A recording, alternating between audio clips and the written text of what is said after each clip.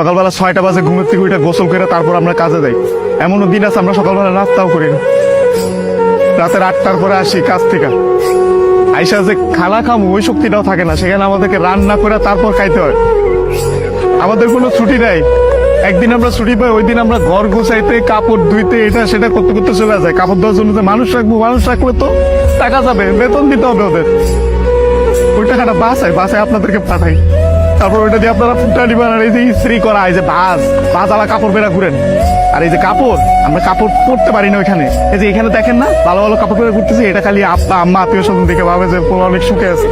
ওখানে তো জামা কাপড় পরার টাইমই পাই না আমরা, কখন জামা কাপড় পরবো, সারাদিন তো ইউনিফর্ম পরেই থাকা লাগে। রাতের বেলা খাওয়ার পরে এই যে 5টা মিনিট মা বোন বাপের সাথে কথা বলি, ওইটাই আমাদের জীবনে সারাদিনের সুখ। তোমার নেপালে যারা দুধ দেখতে আমরা ভিডিও দেখেন, নেপালি ভাই কত স্মার্ট।